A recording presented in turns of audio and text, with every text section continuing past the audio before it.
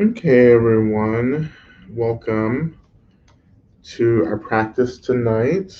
I'm Lama Rod for those of you who are new. I think we have a couple of new people. Um, of course, this is our Medicine Buddha practice, a guided practice based upon the tradition of Medicine Buddha coming out of the Tibetan Buddhist tradition. And um, Feel free to introduce yourself, maybe where you're coming in from, and so forth. So, welcome. It's good to see everyone. Good to see you, Shelly, and Denise. Two different parts of the country. Um,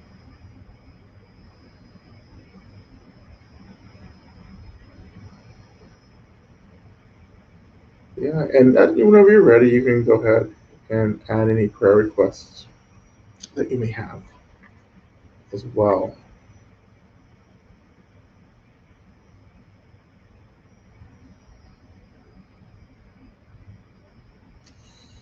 All right. Just gonna wait a couple more minutes as usual for people to get into the space before we begin. Um, I'm trying to remember what we talked about last week. Um, what were we talking about? Oh,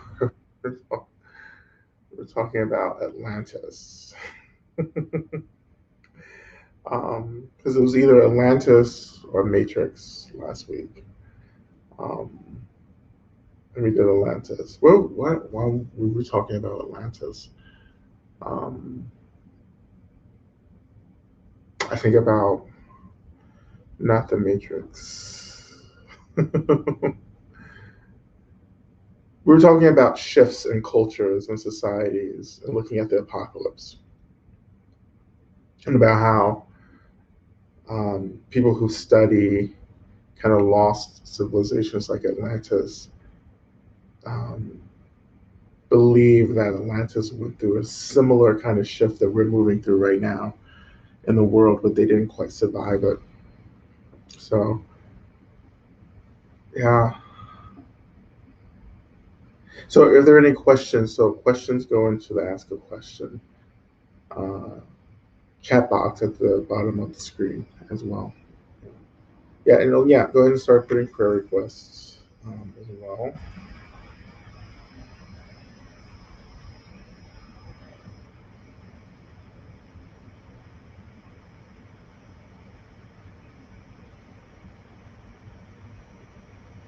Yes, as always, it's important for us to acknowledge that there's so much happening, for many of us right now in the world.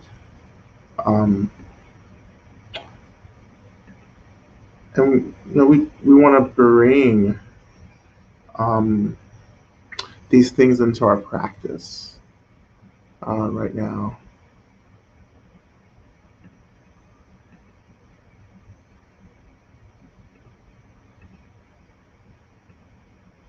Uh-oh, I think I lost. Did I lose everyone?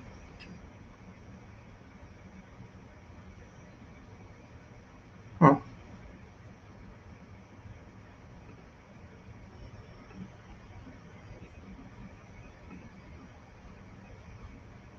Oops. Am I still on? Okay, I'm still on. Sorry, I got a little confused. I started opening and closing windows and I lost the screen. So yeah, go ahead and start. Yeah, any prayer requests? It's been a little bit of a long day for me. Um, so I'm trying to like stay focused and everything. But yeah, lots happening. And so as we're getting prayer requests and everything and people still coming into the room, I'll go ahead with this question from Shelley. How do we allow space and take action at the same time? Well, it's really about how we move from the space, well, how we move from reactivity to responsiveness. So responsiveness happens within a sense of space. Um, because when we're just reacting to something without, just habitually. So when I say habitual reactivity, I'm saying that it's just an automatic response. It's a compulsory response to something that arises for us in our minds. So something arises and we're instantly reacting. So that's what I mean by habitual reactivity or compulsory reactivity, right? Um, when you're habitually reacting to something, there's no space. Um, but space opens when we're able to name and notice what arises and even experience what arises. And that experiencing, the space opens up, right? Because the experiencing has taken the place of reacting. Reactivity isn't experiencing, you know. Um, reactivity is just reactivity. You feel it. You don't really experience it, you just feel it. It's like you feel like you touch the stove, you feel the heat really quickly. You get a little reactivity to it and you jump back, right? That's how most of us are. That's how we build these kind of realities and narratives for ourselves. Is these realities and narratives are based upon just reacting over and over and over again, right? Until we start actually learning how to experience what arises for us. And that changes the situation because all of a sudden you're not creating the space, but the space opens up. You notice the space has always been there, but you never noticed because you've been busy reacting. Like you haven't stuck around to actually lead into the space. So in experiencing, we can make a choice in how we respond to everything. So this doesn't make sense to a lot of us because we're kind of in the cycle of reactivity to everything. And this didn't make sense to me either when I first began practicing as well.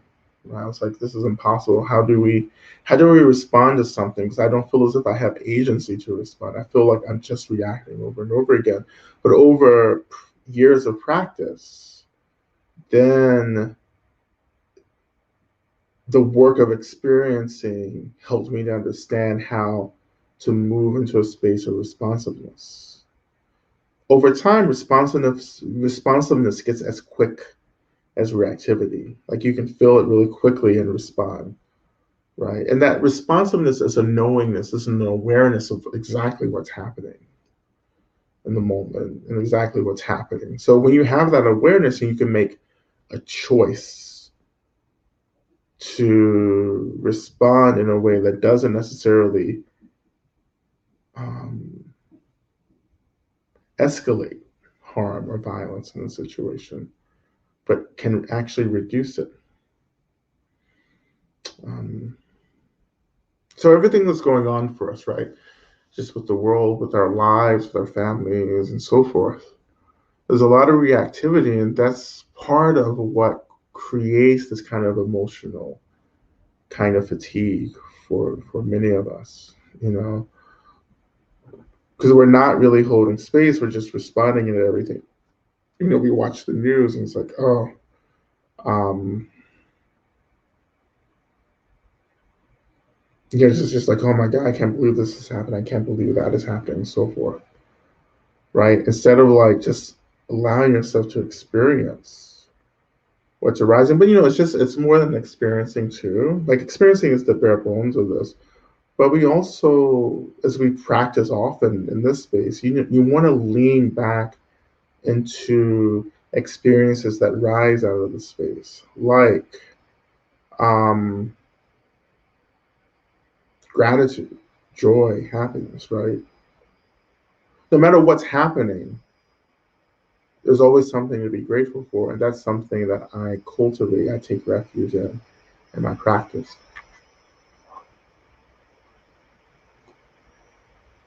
No matter how shitty things are, there's something to be grateful for.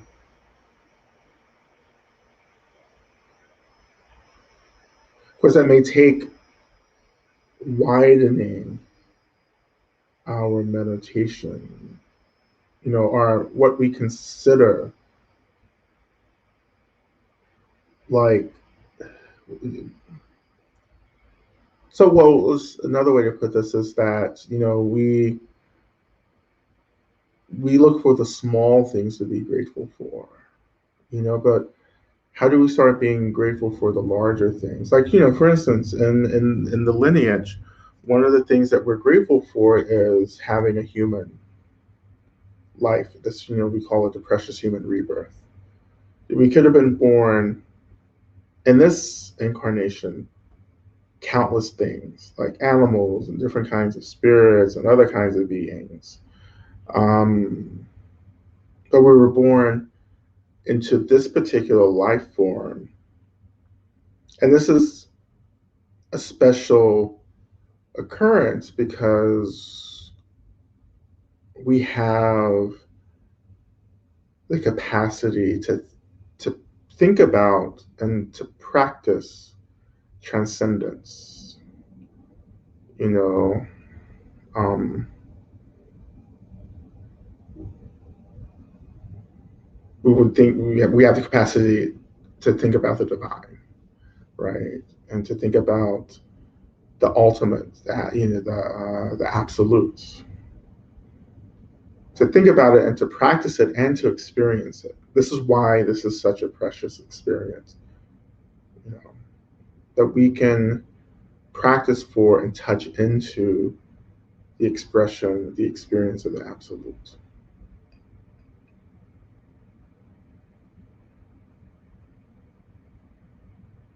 So, even as I'm saying this, I also feel as if we're going to be doing a little bit of breath work tonight. Um, pranayama, and which, this isn't new at all, of course. But I think I wanted to do something really intensive with the breath, not necessarily trying to awaken chakras and trying to do, that kind of awakening. But like some of us, that's just kind of a natural thing that happens when we work with the breath, that the chakras begin to open. Um, but just like, I don't know, I don't want to kind of go into um, the absolutes, into the emptiness tonight. Um, Again, we've done this quite a bit before. Um, but when we talk about going, right, just like folding into, transitioning into like the absolutes, it's not about bypassing anything, because I think getting to the absolute is about going through the relative. It's going through the relative arising of thoughts and emotions and just things. Um, but going into the absolute, it can be quite restorative as well. This is a restorative experience. Um, Not something that we need to cling to. Like, you can't cling to it. It's like you go in, you feel that you expand, you come out. You know, um,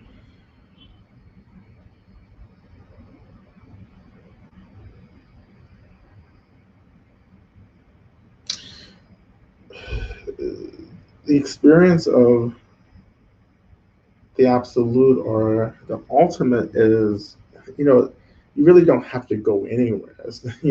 Transcendence is a tough word to really practice with, because it feels like you're going to transcend, to transition, to move, to go somewhere, and you're not going anywhere. It's more as if, well, we talked about this last week. I think it's more of shifting your vibration. You know, it's ramping the vibration up a little bit, where we actually begin to like expand right into the essence of things. And of course, that vibration happens through everything that we do, in our practice together, through the chanting, through the visualizations, through the gratitude practice and the earth practice and so forth. Praying to medicine Buddha, prayer uh, raises the vibration. The relative is an experience of lower vibrations. The ultimate is the experience of very high vibration. Everything is energy, and energy vibrates in different frequencies. Um, so when some of you have these experiences in practice where you feel like very lightheaded and, you know, struggling to touch the ground in certain ways, that's the experience of you vibrating really high. And if that's not something that you can just hold and work with, or you have to get out of that, because you have other things to do, then for me, it's coming back to the earth. It's again bringing my attention back to the earth, allowing the energy of the earth to pull me back into the body, to the earth, into the relative. This is why we always do this. Is why at the end of really every practice that I do, I talk about coming back to the weight of the body, or to the earth, to something grounding and solid, because that's going to start settling out our vibration.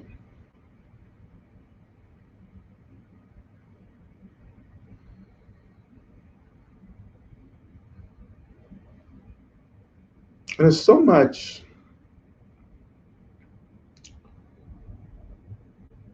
like the internet, there's so much, when we talk about like toxic energy, um,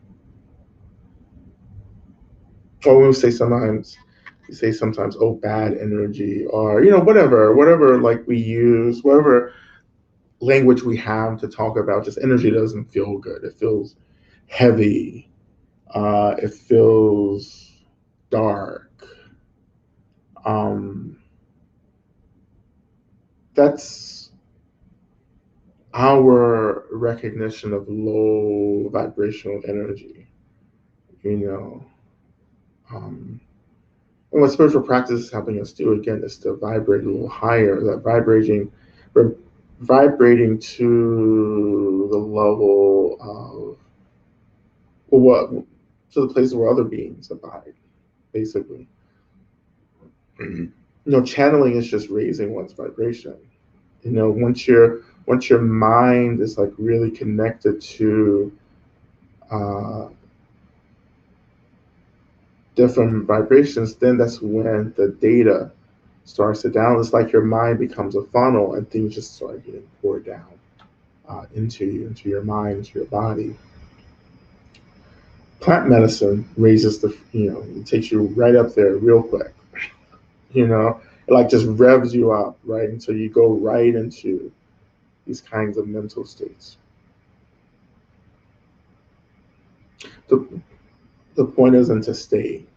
It's not to stay in these mental states, right?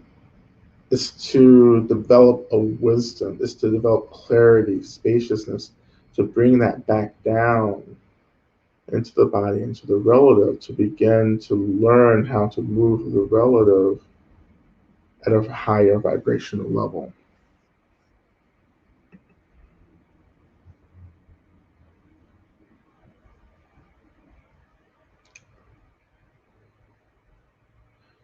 Let's see, correct me if I'm wrong, but I remember from Love and Rage that you have said that we have to love the ugliest parts of ourselves,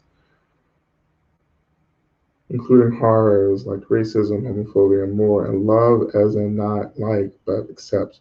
Perhaps similar to no mud, no lotus. I try to practice this. I'm interested to learn more from you on how you have worked through these types of traumatizing, shameful parts of yourselves and working through them without over-identifying with the experiences of these thoughts. It's exactly what I've been talking about. It's like it's recognizing that the essence, the nature of trauma is space emptiness. you know, there's an absolute nature to everything, right? And what I am relating to when I relate to trauma is a low kind of vibrational experience, right? And what I've had to do and practice, and this is what tantric meditation practice is about actually beginning to touch into the true nature of things. The true nature of trauma isn't suffering, the true nature of trauma is freedom. But that's the true nature of everything. So that's how I've trained in this. Of course, when you start doing that, then you begin to understand, oh, there are ways in which even suffering is teaching me. It's teaching me actually how to get free because it's actually asking me to go deeper. Not staying at this low frequency level, but going higher and saying that, like, oh, this suffering is an expression of something actually much more pure and much more freeing and spacious than what I am initially identifying with. You know. So when I talk about like loving racism, again, you're correct. It's not about accepting. Well, I'm sorry. It's not about liking it, right? But it's about seeing what it really is. That's where the freedom starts to happen. Or we talk about identity, like yes, I identify as black and I also understand the nature of race for myself now, or I have a clearer picture of the nature of race, right? And that frees me from how identity becomes rigid and limiting for me, right? And it allows us to be open to change and transition and fluidity. This is what starts allowing us to enter into the flow of what's really happening because this is flow. Like there's a flow here. Um, which is and that whole theory of the flow is like a whole another thing that I'm not going to get into right, not necessarily right now, um,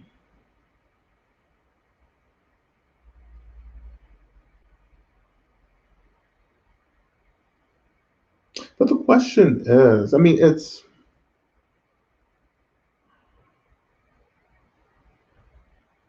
again, I want to recognize how impossible all this seems to many of us who are just beginning to work with these kinds of practices, or we're just kind of new to Buddhist psychology, philosophy, right?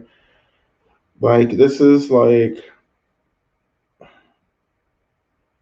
it's hard to understand or experience the nature, the freeing, liberatory nature of something that has always been an experience of deep suffering for us, right?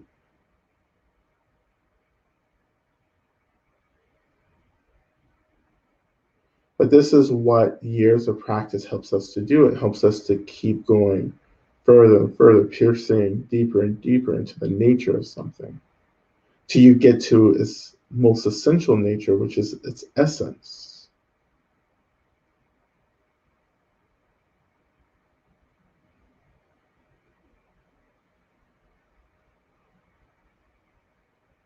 Like shame isn't like a huge thing for me anymore. It used to be a huge thing for me, of course, but I can just experience shame. And I'm saying, oh, yeah, that's shame, you know. People are always like, how can you talk about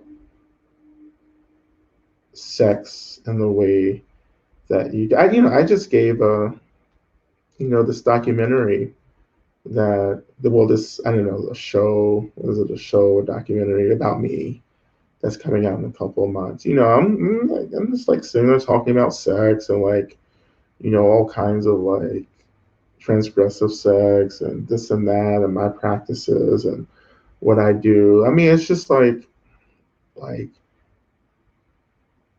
I don't carry the fear anymore. Because one of the things I've realized, of course, is like, yeah, the nature of all this, but also I've realized that like, I'm not the only one, you know, that engage in certain practices. Like, there's lots of people who are waiting for someone like me to say these things, to start unpacking the shame for people, or at least offering um, an example of what it looks like to unpack, these, the impact of shame.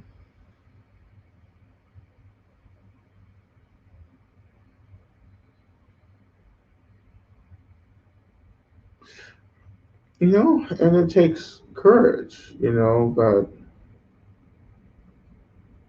like I've said several times before, I've been really interested in freedom my whole life, right? Social freedom, also ultimate freedom. Because I have every intention of getting enlightened as quickly as possible, that has driven me to practice really intensely, you know, I keep doing the hard stuff over and over again to a point where like it's even hard to let up, you know.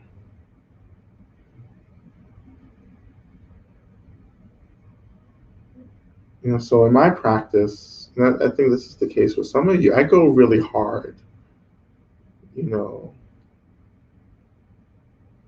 Like if the practice isn't hard, I find I'm not interested in it. you know? um, I have, I don't know if this is good or bad. I'm still working with unpacking this, but like I have a deep love for like struggle, you know. What I mean by love, I also mean I like the struggle, you know. Which I'll have to like explore that more, as well. So I'm not saying that's good. I'm just saying that's what's happening, right? Um, and again, this is another part of the practice. It's like you don't have to get so involved with, well, whether something's good or bad. You're just naming it and saying, "Well, this is happening. I don't know if it's good or bad. Like I'll get to that, but I have to name it first."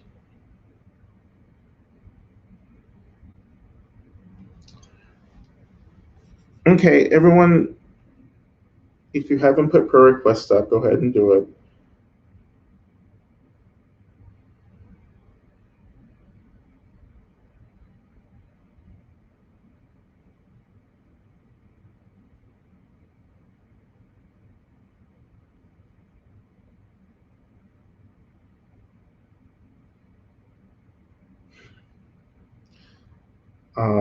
Okay, so I can't trust my mind. Hmm. As my practice deepens and widens and lengthens, um, can't trust my mind. Is okay. So as my practice deepens and widens and lengthens over the past few years, through the pandemic, I'm coming up against deep somatic reactive patterns needing to bust into and unravel these patterns, whatever it takes. I cannot trust my mind in this territory. Can you comment on this, connecting with a teacher or not, and how to, especially in the pandemic in white ass Vermont and with limited means?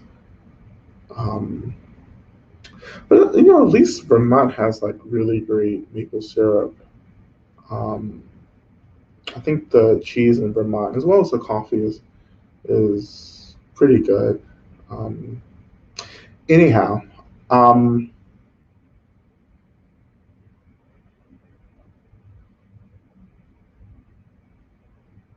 I don't know. I don't know if trusting the mind is like that big of a thing. I mean, um,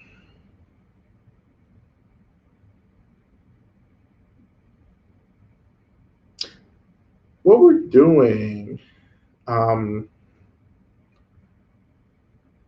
is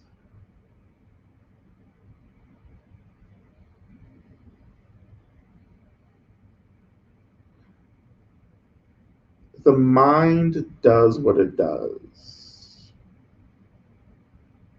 right? And that's something you have to reflect on because that's not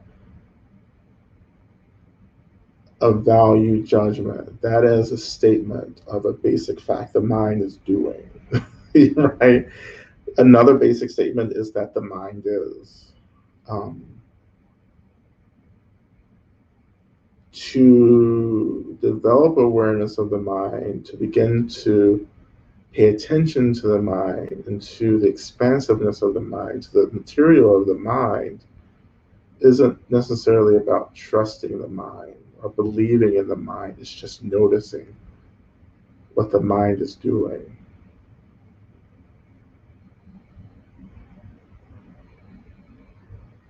Now, what you're talking about is the collecting data in order to respond to what's arising in the mind, and that's not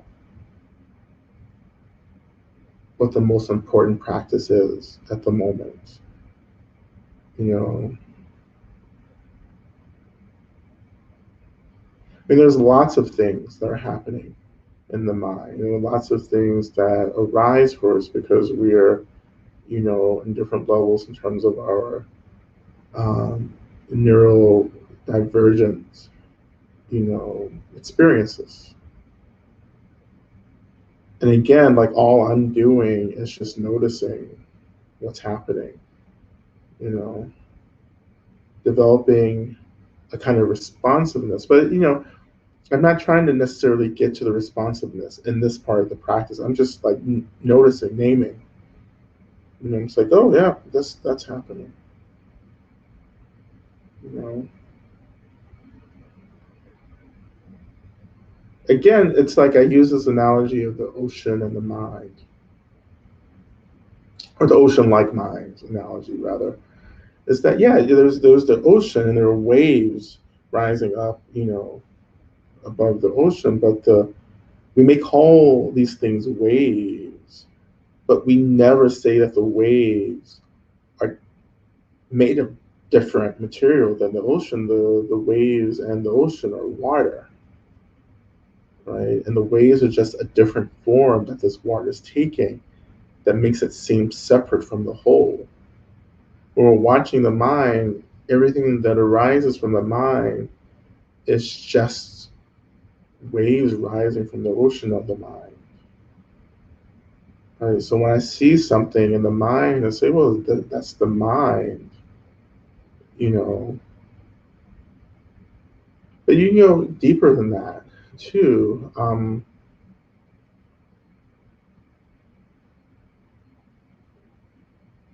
Give me a second. I want to pull this out as well.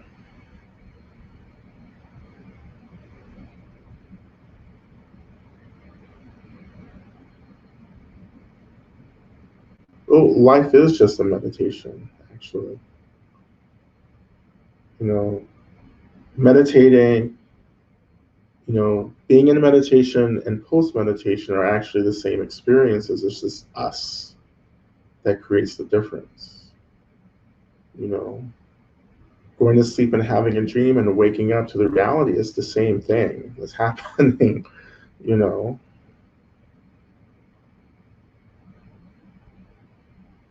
But in order for us to make sense of this phenomena of the relative, we have to create these labels and create boundaries. Um, but you can erase the boundaries and still be in the world. You know.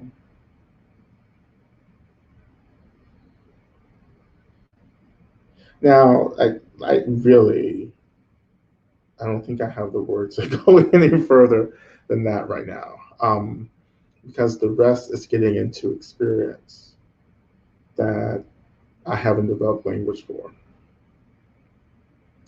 Um, but there's something else too that wants to be articulated. It's just going to take a minute for that to kind of come out. Um,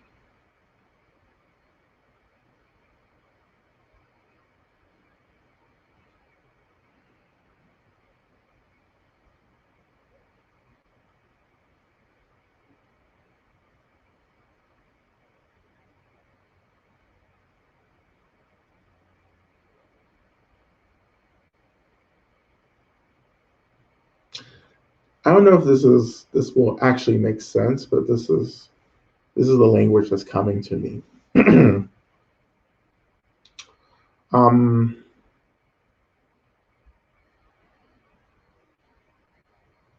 I think there is this, I want to call it a fundamental anxiety. It's a very strong anxiety. It's a fundamentally strong anxiety when we start getting close to the truth of how, or the both the truth and the experience of how boundless and expansive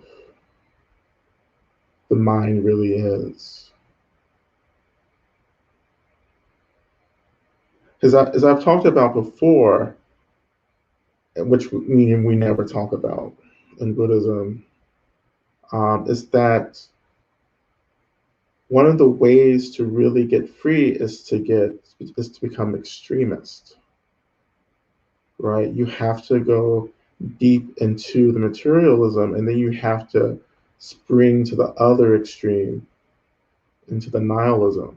Like you're, in a way, you're like bouncing from extreme to extreme because you're trying. It's like a pendulum, like you're swinging from extreme to extreme, and then slowly you begin to come into this kind of equilibrium.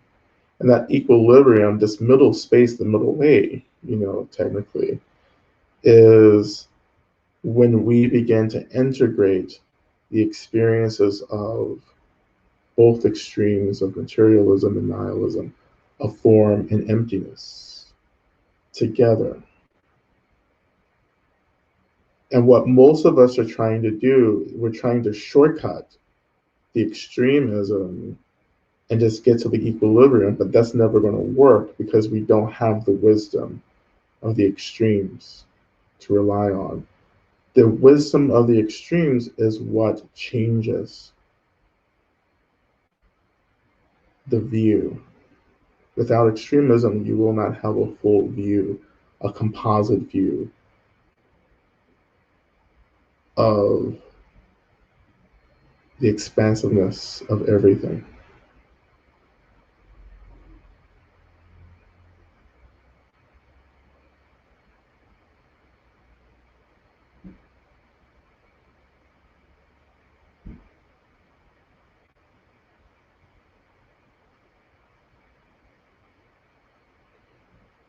Well, I think hence, I think it's you're trying to hold on.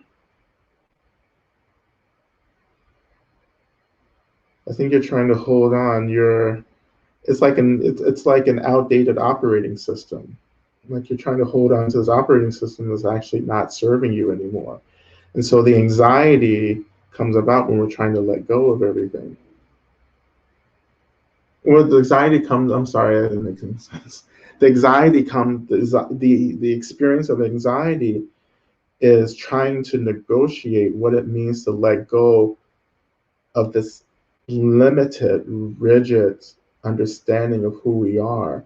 Because when we expand out of this old operating system, then we have to let go of all the shit that we have used to establish a sense of self and identity.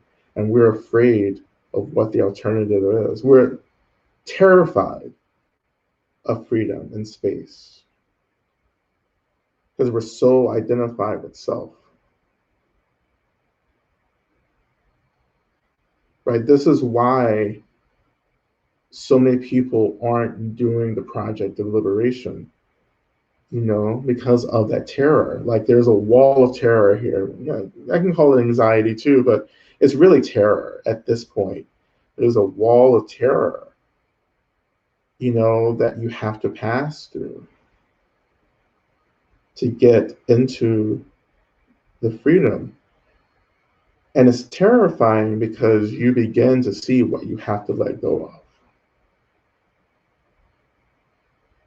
And some of us aren't ready to make that choice. You're not ready to leap off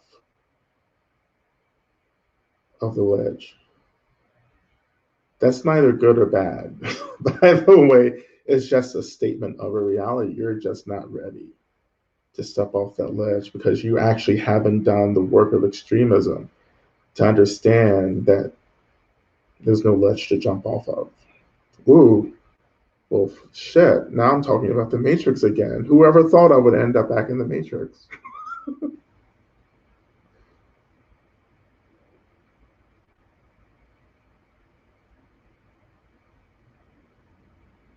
I'll tell you what, Lorena, and this is like really like my experience. Some of the most real lies that come from spiritual practitioners were people who were just fucking out of control at one point in their life. I mean, really, like there's something there, you know.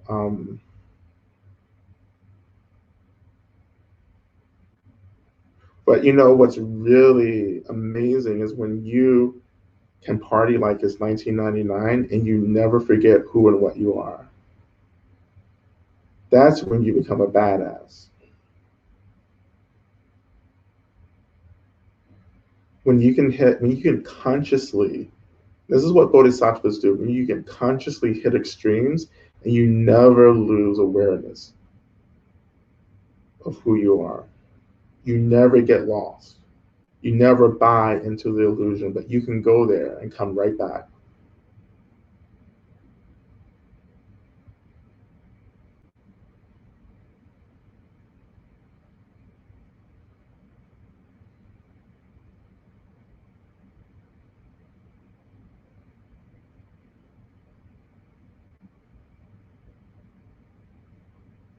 I mean, so a lot of us are just operating out of really outdated versions of who we thought we were or who we think we are. You know,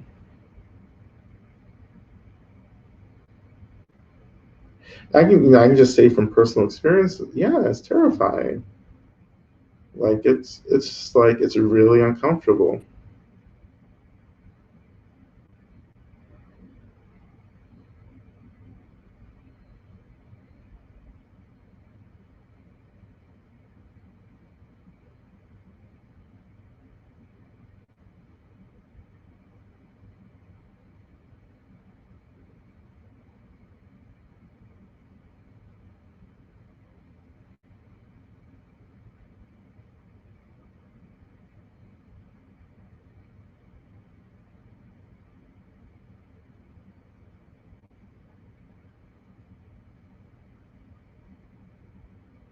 I'll tell you, what's true about here's this is all I'll say about this. It's like not every realized being can hit these extremes in a way that doesn't just drag a whole bunch of people down, into the depths, of confusion with them. Like this is the point of arising as enlightened beings. That again, like I think we're enlightenment is enlightenment in the human body in this realm, in this form, is something that I think is extremely misunderstood, is understudied, is too romanticized, and it's too close to the idea of perfection for us to understand the intense complexity of enlightenment in a human body.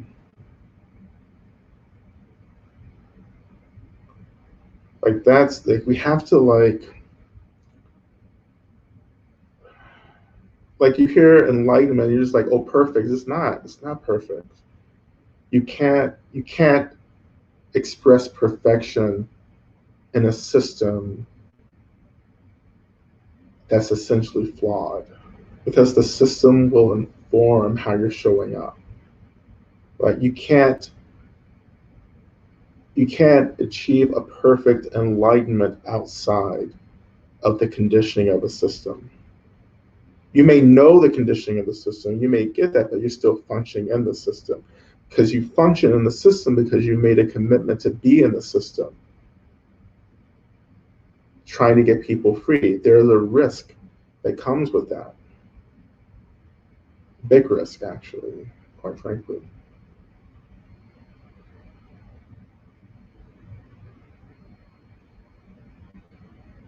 It doesn't require causing harm. It may entail experiencing a lot of discomfort, you know.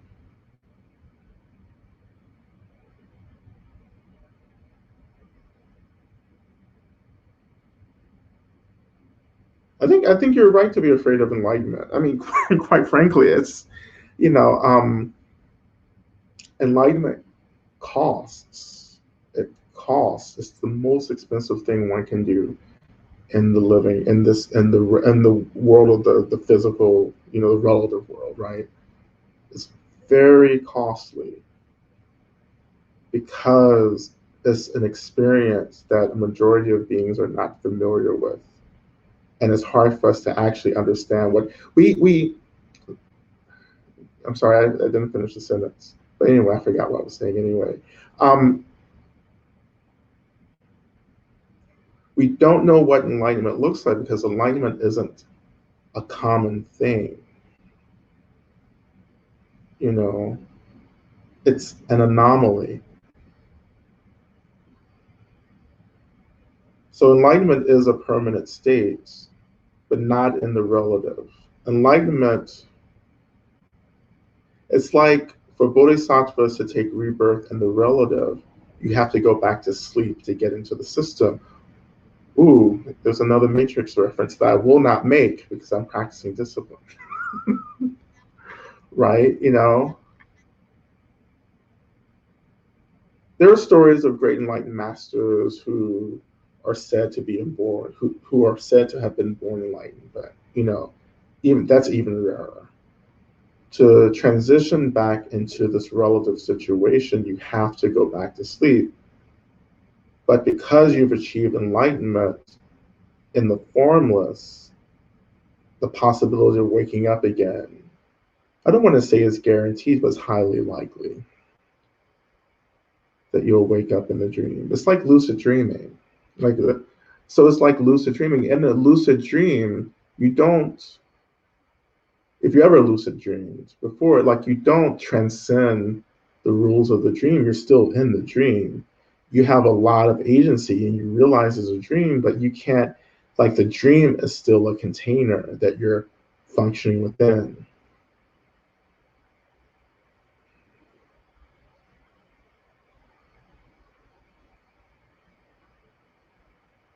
Enlightenment is an anomaly. Like it's not what's supposed to happen.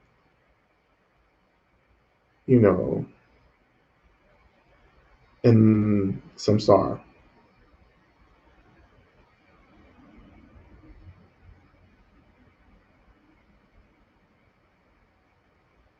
So you wake up, you like enlightenment is lucid dreaming, right? Um, you can't break the rules of the dream, but you have a lot of agency to move through the dream and do things. But you know it's a dream. Like you can't ultimately get free until you make a choice to transcend out, to leave the program, right? But a bodhisattva will stay as long as they can because their bodhicitta or their compassion or this wish to free beings is so strong. The bodhicitta is the operating system. You're operating within a desire to get people free, therefore you're here, right? And because you're still bound by the dream, there are times when the dream wins. you know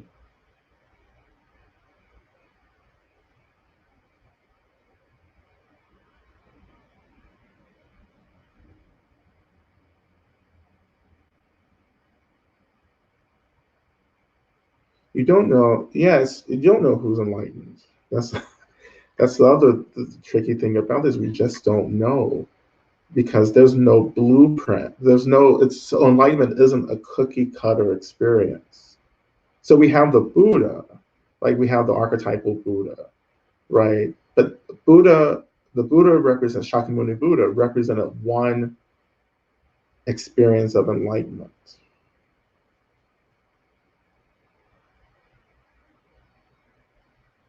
You know, Machik Ladrin, who's a great Tibetan female practitioner who created Cha, was another kind of enlightenment. The Dalai Lama is a different kind of enlightenment. Trungpa Rinpoche was another kind of enlightenment. Like the person who achieves enlightenment and no one will ever know, who's just kind of moving through the world doing their own thing, that's another kind of enlightenment. You know, Jesus was yet another kind of enlightenment.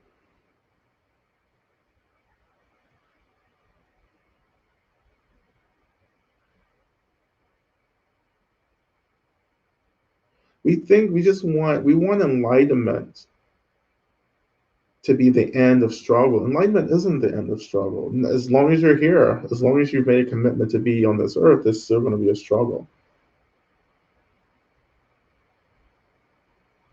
Like you have to resign yourself to struggle.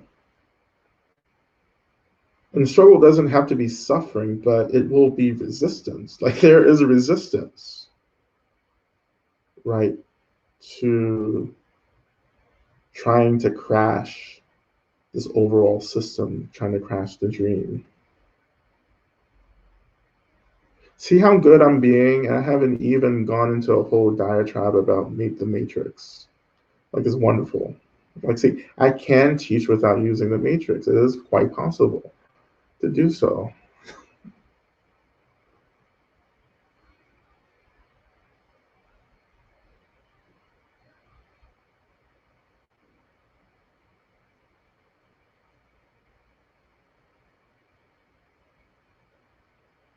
The Dharma of the Matrix class. I'm not even ready for that. It'll take me like hours to get through 5 minutes of the matrix. There's a lot of discipline, yeah. A lot of discipline around the matrix. So so where did we start? How did I get here? What was the question? Yeah, expanding the mind awareness. Um, it's disrupting. But once you've hit the extremes and you come back into the middle, there's you shouldn't be you shouldn't be afraid of the extremes anymore because you developed an awareness of the nature of the extremes. Like you have to go to the extreme to know what the extreme is. and to break through the extreme, and so forth.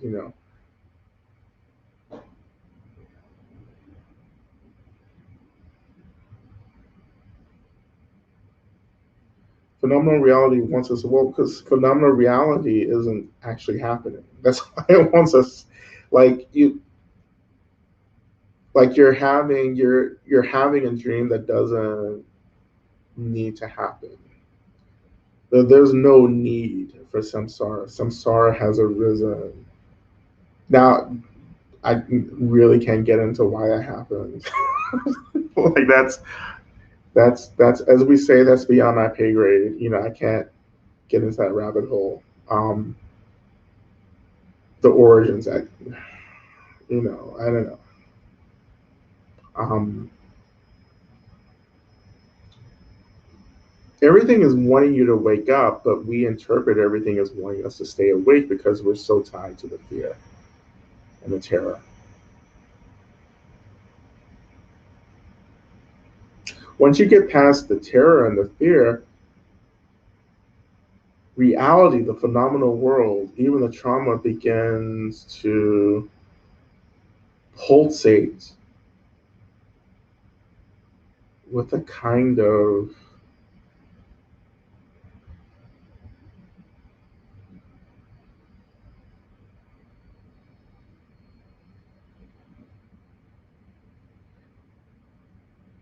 once you get past the terror,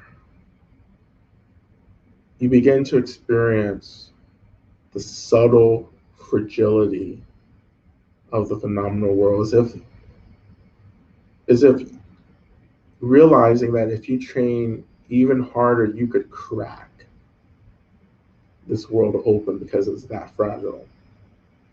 Because everything that you've invested in, particularly the terror, the fear, the ego, everything that you've fallen into that has previously reinforced the strength of reality, like you're moving through that, and that strength is decreasing, is weakening, and the realness of the world loses vitality. And you start, maybe for the first time, believing that if you go a little bit further, you can crack this shit wide open. Because essentially, you're no longer believing in it. Now, I'm just going to make one Matrix reference here. This is the part where Neo, at the end of the third film, or the first film, end of the first film, where he just wakes up. He's like, oh, shit, like this is a dream, right? That casual, informal, sudden shift in perspective. It's like you just kind of shifted your head and saw things from another angle, and you go, oh, that's what's happening. I've been focused here, and then you change your attention to focus there, and then you go, oh, that's it.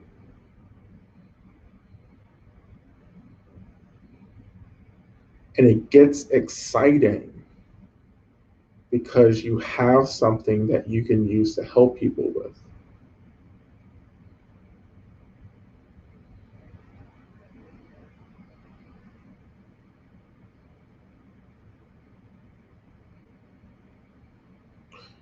Right? So you're cracking the world, right? It's the world, it's your mind that's trying to like break through these false barriers of the world. But when you change your perspective, you say, oh, the world is my mind. So actually, I have the agency to cut right through this. I've always had the agency, I just never believed it. Once the barriers within the mind are dissolved in the mind,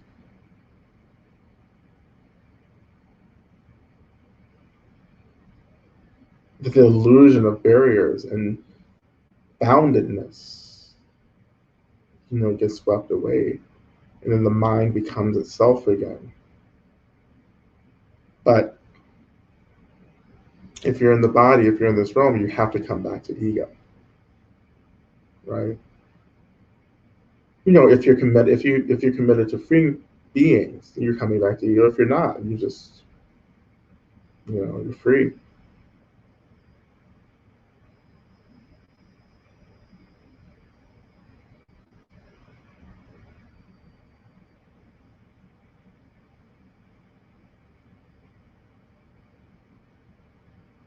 Hmm. Yeah, that's right. What everyone's saying is right. Hans is correct. You know,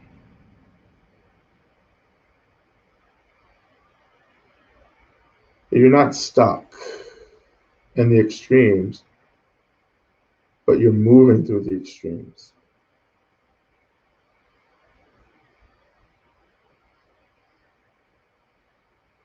Isn't this fun? Isn't this esoteric discussion, abstract discussion fun? Listen, I used to early in my practice, I would walk into discussions like this with lamas talking in the shed, and I would be like, I don't know what the fuck is happening. I just came here to meditate. As some of you did, come here tonight just to meditate, but you're getting this esoteric thing that will probably not make sense, for a very long time. Mm. What are the extremes? The extremes. What are the extremes? Well, it's up to you, actually, to determine what those extremes are. Um,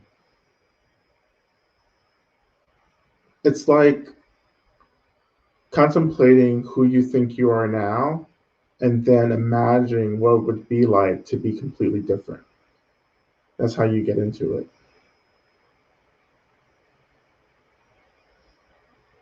You know,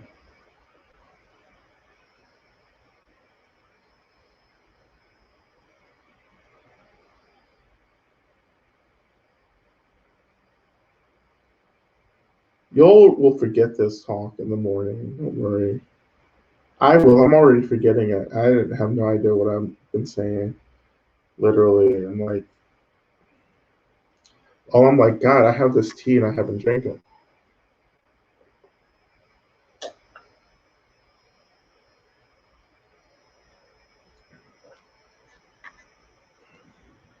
So I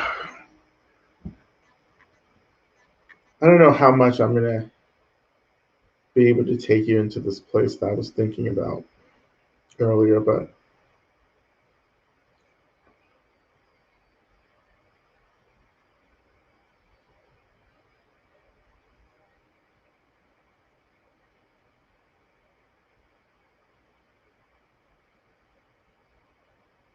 I'll tell you what, before we get into our practice, I just, it's what I learned in graduate school and what I learned just from studying with masters and having my own experiences is very much night and day. You know, it's hard to capture in scholarship what is always fluid and changing and shifting. You study the old ancient meditation texts, and it's like, and we say, well, this is the experience we all should be having, which is problematic because the ultimate reveals itself to us in different ways. Even as a Dharma practitioner, Buddhist practitioner, like it's going to be revealed differently. So the text that we study about the mind and the stages of mind and development, particularly the jhanas, in Theravada Buddhism, study the stages of the consciousness, right? Like they don't, those texts don't fully articulate the nuances and the contradictions as well of these higher states of awareness. Thus, we practice. This is why we practice. You know,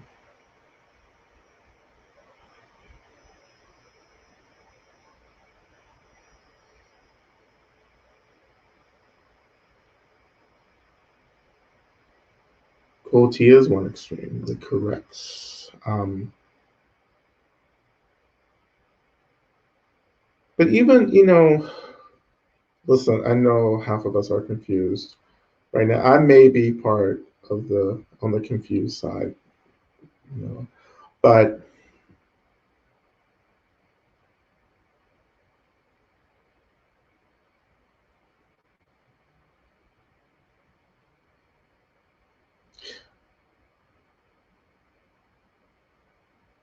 the vibration for many of you has already been raised. So that's I think that's something you can trust, right? Um, but how do you feel? If for those of you who are having maybe a discernible experience, like how are you feeling? What's your mind like? What's your body like?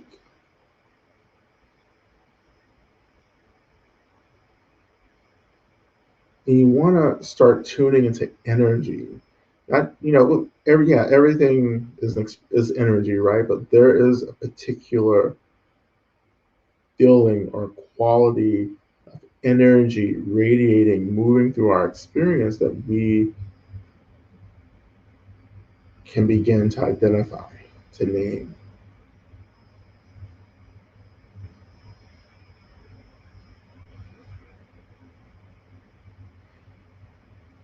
It's like going into a sensation, but letting go of, mm, it's hard to articulate, right? You're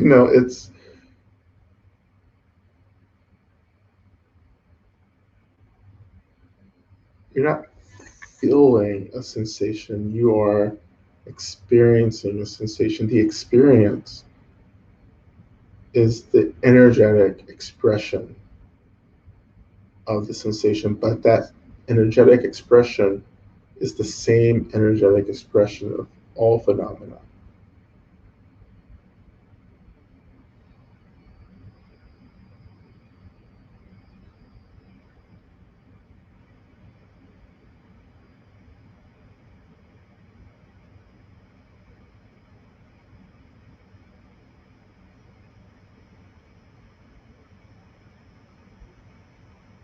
And in just a second, I want to actually move us into the breath.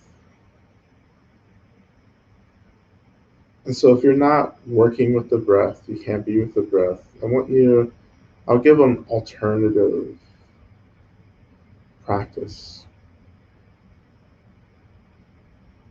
But to begin with, just working with those of you who are working with the breath, I encourage you just to shift your attention to the breath. Just first beginning noticing the in breath and the out breath.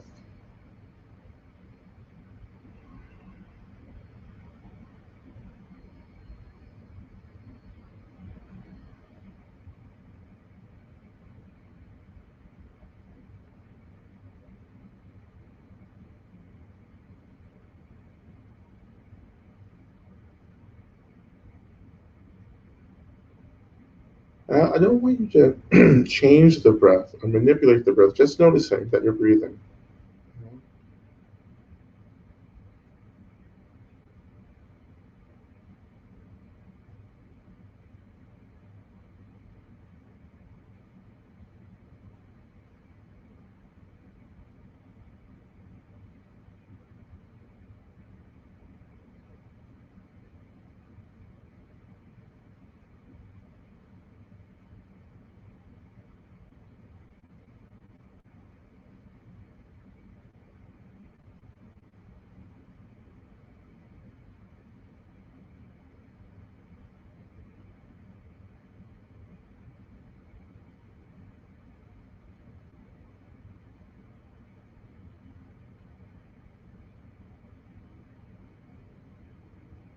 So I invite you to shift the breath down to the heart center. So imagine that you're breathing in and out of the heart center.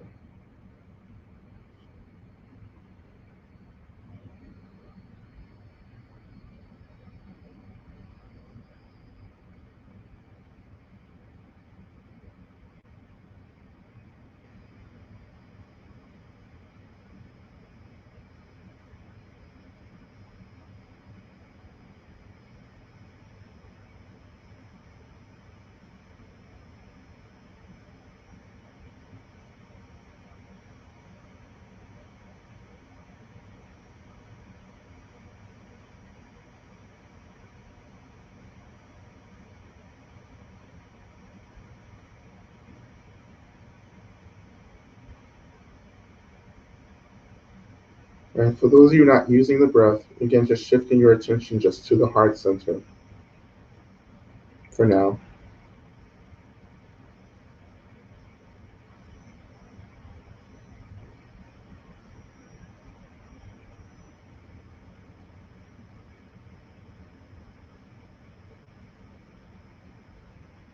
And so for everyone, I invite you to imagine that the body is like a balloon that's inflated, filled with air. So the internal body, essentially, there's no physicality, but just space, right? And energy.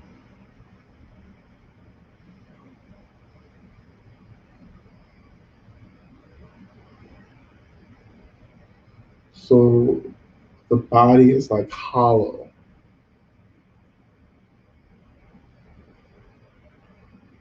but it's still filled, inflated with this energy. And this energy, tonight we'll call prana, life force energy for now.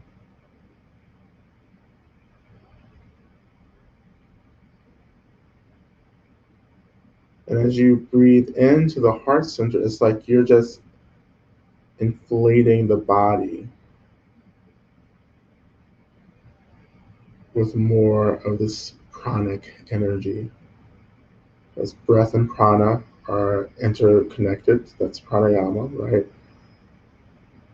So as you're breathing in, you're also inhaling in more energy into the body. As you exhale, you're also releasing energy. So it's not like you're filling yourself up so you can bust. It's like the inhale and the exhale maintains an equilibrium.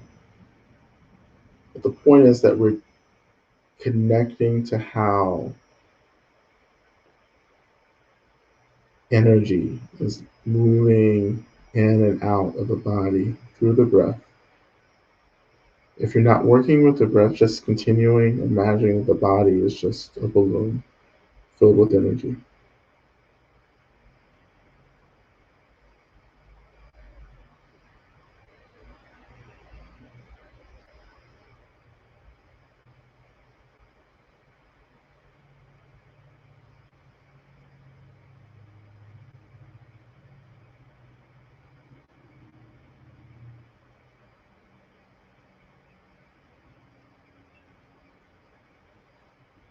I don't think we're going to do the mantra tonight because there's something here that we just want to go just a little bit deeper with, and I think the mantra would disrupt that.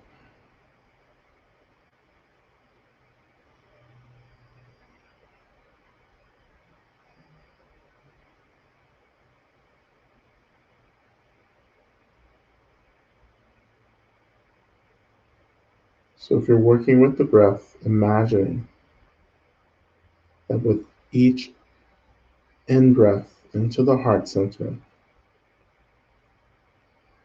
your awareness is moving deeper and deeper into this body of energy,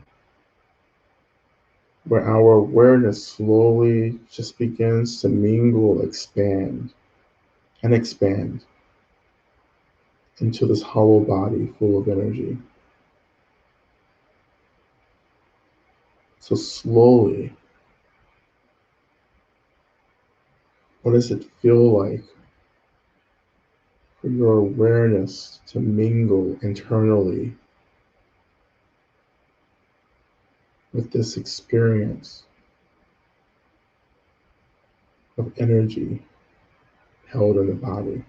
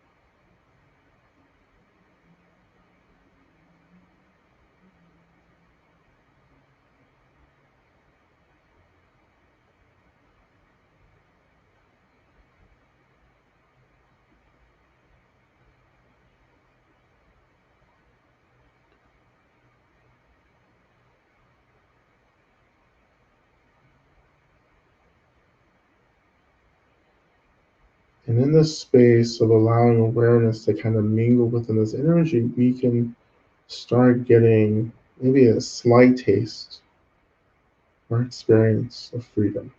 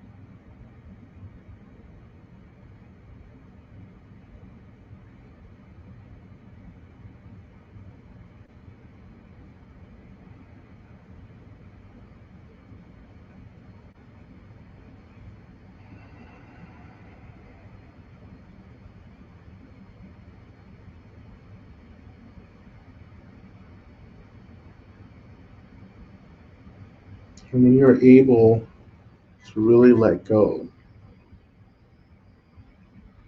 and just touch, even briefly, into this nature of the body, then you're simultaneously touching into the nature of everything, including the mind.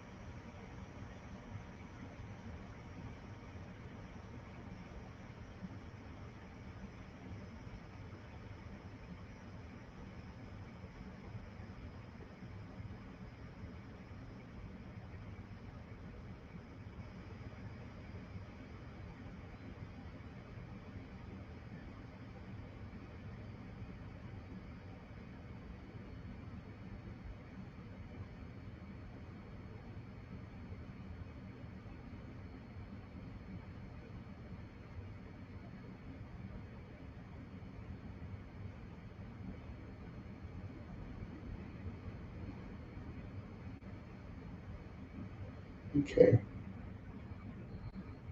I'm going to slowly start transitioning out of this.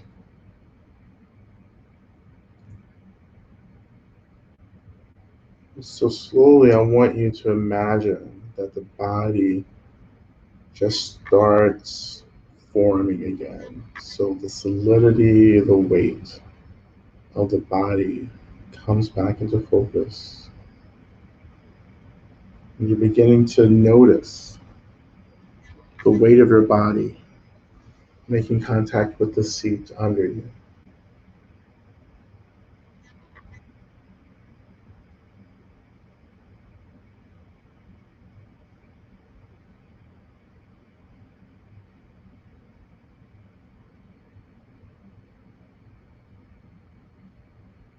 Again, feeling the weightiness of the body, feeling the sensation of the body making contact with the seat, allowing that to really draw your attention lower to the ground, to the earth. When you're ready, going even further, touching into the earth. If some part of your body is touching the ground or the floor under you, that's your connection to the earth. If you're lying on the floor or something, that's your connection. Or you can just shift your attention to the earth itself and allowing the energetic expression of earth elements to meet you. And when you feel that connection, and however way you're making that connection, I want you to say your prayer. Literally say your prayer. I want you to say, Earth, please hold me. Please gently anchor me into your love and your compassion. Please hold me close to you.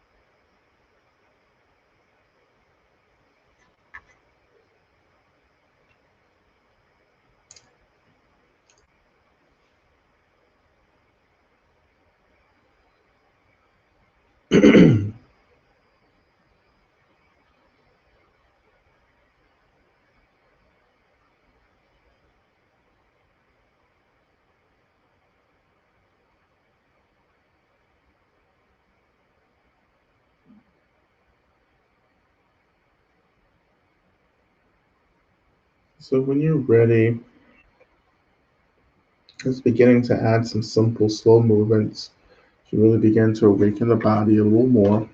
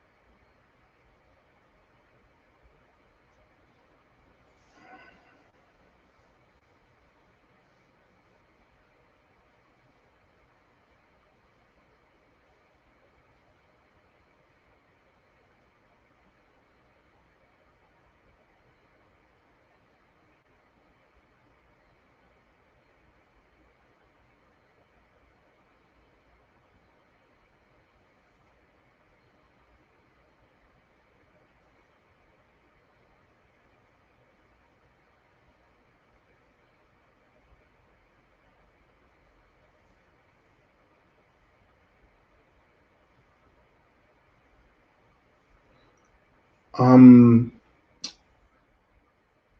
let's see, there's a question here, which maybe I should have answered before we went into this. So basically, the implications of terror for those of us who are experiencing mental illness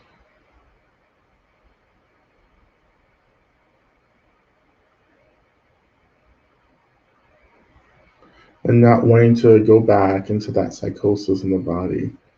Um, you don't want to bypass, but also not interested in being stuck in psychosis again.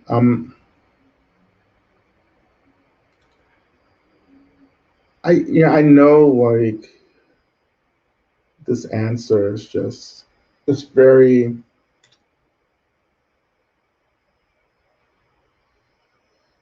I think it illustrates in the ways in which I've been so deeply influenced by indigenous practice and the ways that I've been kind of led into indigenous practice by shamans and elders. But I think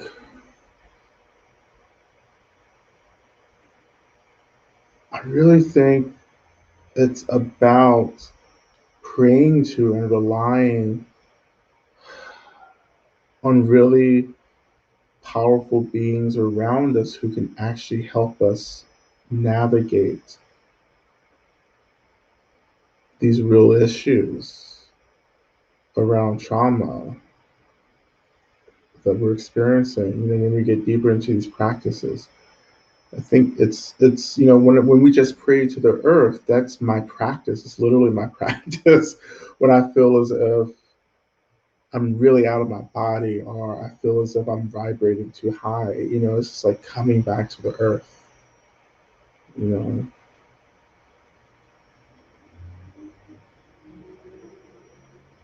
like I can experience fear of these experiences of my body and my mind. I'm really interested in us asking for help instead of thinking that I just have to do this alone. That if I get triggered, I'm in this alone. Like I have to rely on my practices or my modalities, right? I just think there are beings like it's not just even just beings around us, but I think there's a consciousness of of our physical bodies that's waiting to be activated through supplication, through being asked to help. This is one of the things I've learned in ceremony about my body is that my body is actually quite conscious and aware, and that I had to like just start asking my body to meet me somewhere, to meet me halfway, or to meet somewhere, right? Um,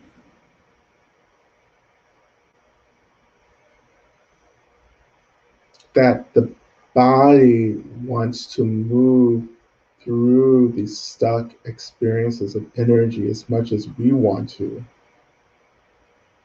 and combining both the intention of the body with our own intention creates a force, and it creates a web of care that can actually help us release and move through these energies. Not just the body again, but all this benevolent energy around us is waiting to be activated if we can just ask for help.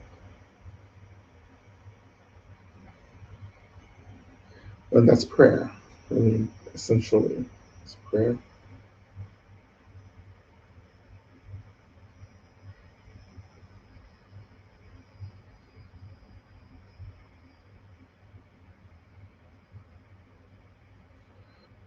Okay. All right. All righty.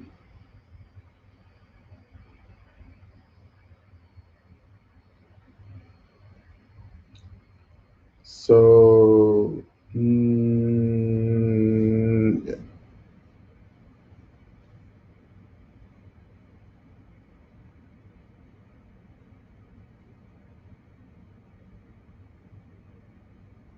um,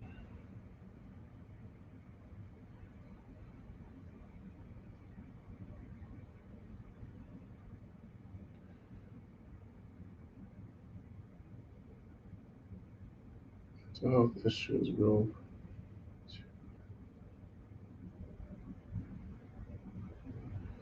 mental health issues will for me too. I've worked hard to ground myself to grow in schizophrenia rather than so I have so I've been thinking about enlightenment. So again, it's we talk about the loss of self. I go back to like how can we ask for help? Like it's a lot of like I am. Mm, um, and when I'm in that space, it's like okay, I just need to reach out for help. And again, this is why again the seven homecomings practice. I want us to start using like it's the way. Okay, I don't want to get into this tonight, but I'll just briefly say it's the way colonization has disrupted this more indigenous experience of connectivity and belonging to not just the physical world but the unseen world, and the way that like we grow up distrusting that. And again, this is why tantra was so exciting for me. Tibetan Buddhism, all this was so exciting because it was like welcome back to the unseen world. you know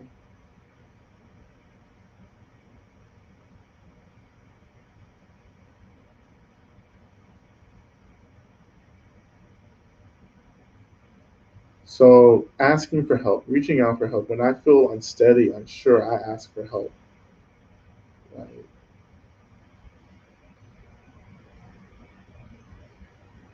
Okay.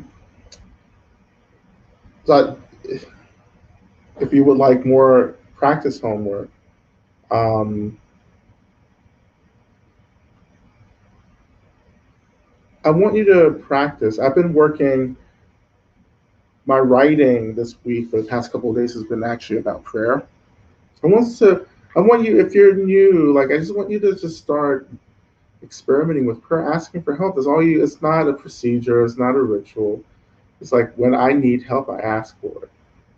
You know, when you're like looking for the ketchup at the grocery store and you're confused and lost, like I usually am because grocery stores don't make sense. I'm like, okay, I stop and I ask, please guide me to what I need because I need to get the hell out of here. Who knows, right? Um, this is part of our magic. I don't want to keep talking too because I know we have to get out of here. So I vowed not to do 2 hour sessions again, but this is part of the and this is especially too for like I don't my connection to my indigenous ancestors has been broken for a couple of generations now. And I'm like just in the past 2 years reconnecting, to my ancestral indigeneity, particularly Native American indigeneity, Cherokee indigeneity to be specifically, right? Um, but those of you who are directly descendant, like you're indigenous identified, and colonization is still working that number on you, right? Because we see and indigenous, at least the indigenous communities I've been a part of in South America and here in the United States, where the colonization, particularly in South America, Catholicism, and here, colonization disrupting these experiences of being connected. You know, you know, we have to connect again. You have to connect. You have to bridge the barrier between this world and the next world, and just reach out for the help. I don't know. I don't want to keep preaching about this. This is, you know, um, I don't think this is like, it's not 700 people. It's much less. This is cumulative. Um,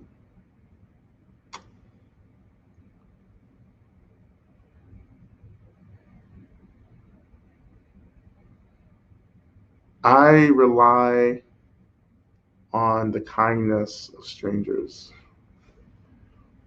I mean, that's literal. Like, I really, like, we all do. Like, we all literally actually rely on the kindness of strangers, people and beings we have never met. Well, probably not in this life. I'm sure we've met them in other lives, but beings that we have no idea, both living and unseen, who are helping us. There are beings around us who are just protecting us. We have ancestors who are protecting us, deities and Buddhas, and so forth, right? And then just people in this world who are just helping us, who don't need to be seen, they don't need to be celebrated. They're just committed to our well-being, to our survival. And how wonderful would it be to have a practice that intentionally opened to receiving this care? How free would we be? What kind of community would we form? What would be the sense of belonging? How could we cut through these intense experiences of isolation and loneliness if we could connect to the care and the love and the help that we're always receiving, regardless of who we are?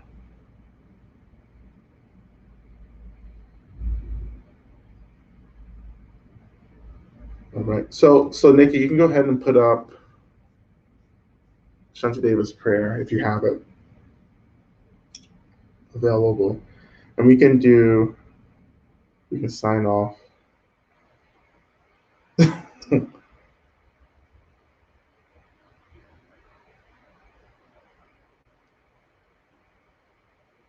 Okay, so here's Shantadeva's prayer.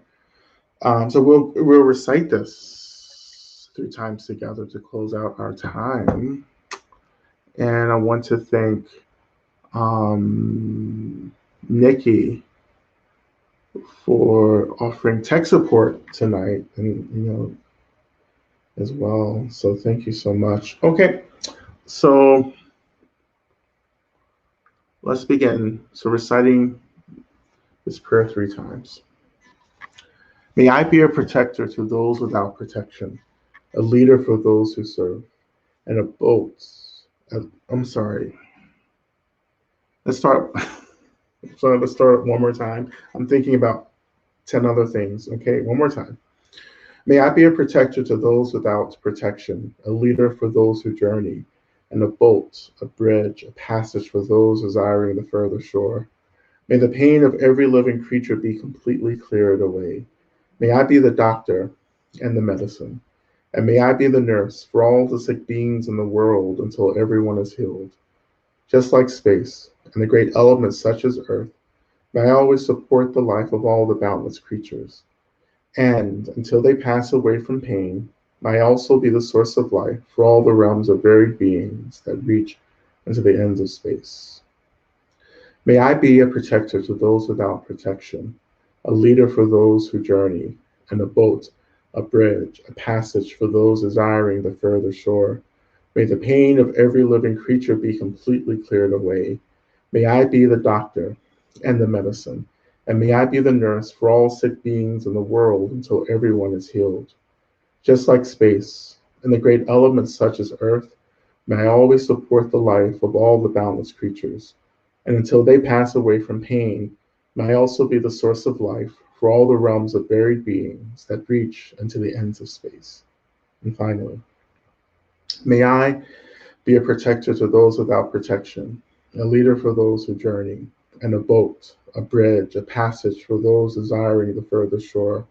May the pain of every living creature be completely cleared away. May I be the doctor and the medicine, and may I be the nurse for all sick beings in the world until everyone is healed. Just like space and the great elements such as earth, may I always support the life of all the boundless creatures. And until they pass away from pain, may I also be the source of life for all the realms of varied beings that reach into the ends of space.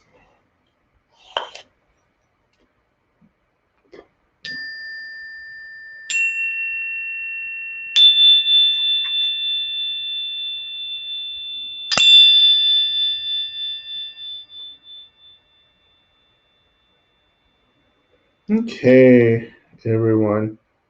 Thank you so much. Um,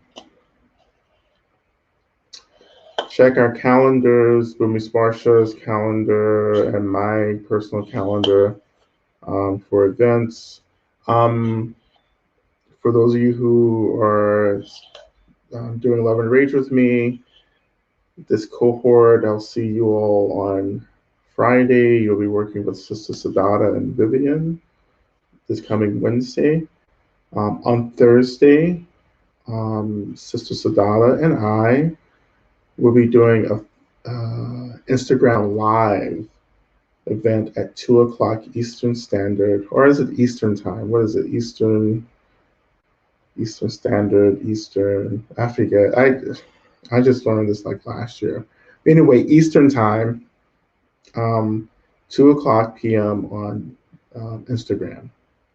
If you miss it, of course, it will be posted up to review, and we'll be exploring grief and grief, and I guess something else, grief and the passing of elders and great beings and something in that circle. And um, and stay connected with Ruby Spar Show. We're doing small groups again. We have two, Lama Justa and I are each doing 2 groups this month. So look out for the emails to get scheduled for a group. And I think that is it for me. Okay. Thank you, everyone. And if you have questions that I didn't get to, please remember them for next week, and go ahead and post those again next week. Okay. All right. Well, that's it. Thank you, everyone. I think that's all I have to say.